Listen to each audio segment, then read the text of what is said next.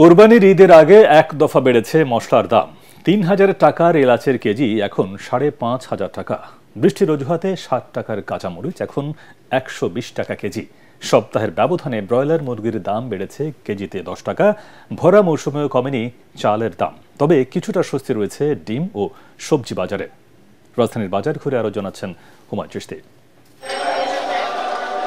সাপ্তাহিক ছুটির দিনের প্রত্যাশিত ভিড় নেই রাজধানীর মোহাম্মদপুরের এই বাজারে। ব্যবসায়ীরা বলছেন, আলু পেঁয়াজ সহ কিছু নিত্যপণ্যের বাজার স্থিতিশীল থাকলেও ক্রেতা না থাকায় ব্যবসায় মন্দা যাচ্ছে। কোরবানির ঈদের আগে এক দফা বেড়েছে মশলার দাম। সবচেয়ে বেশি দাম এলাচের। রোজার আগেও যে এলাচ ৩,০০০ টাকায় বিক্রি হয়েছে, এখন তার দাম প্রায় দ্বিগুণ। তো মশলার দাম একটু বেশি, কম হলে ভালো আর কি। জিরা হলো আমরা ৬৪০ টাকা কেজি, আর গোলমরিচ হলো ১৩০০ টাকা কেজি, আর লবঙ্গ হলো ১৪০০ টাকা কেজি, আর এলাচ একটা হলো ৪,৫০০, একটা হলো ৫,০০০। নতুন ধান ওঠায় চালের দাম যতটা কমার প্রত্যাশা ছিল ঠিক ততটা কমেনি। কেজিতে ২-৪ টাকা কমে এখনও আছে চড়া দামেই। প্রকারভেদে চাল বিক্রি হচ্ছে ৫৪ থেকে ৯৪ টাকা কেজি।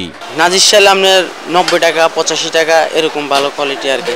আর মিনিকেট ৮০-৮২ ভালো ৮০ টাকা, আর ২৮-৬০ টাকা। পাইজাম হলো ৬০ টাকা, মোটা চাল ৫৫ টাকা। ৯৪ টাকা যে চালটা আমরা বিক্রি করি সেই ভদ্রলোকের দাম তো কমাইতেছে না।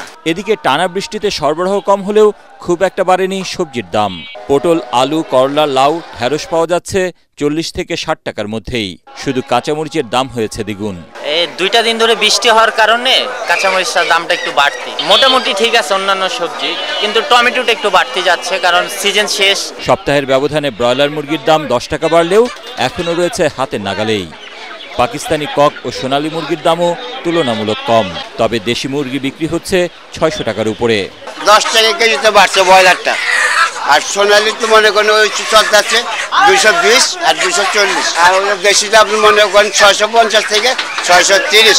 গত সপ্তাহে ডিমের দাম কিছুটা বাড়লেও এখন আবারও কমে বিক্রি হচ্ছে ১৩০ টাকা ডজন। হুমায়ুন চিশতি, এটিএন বাংলা, ঢাকা।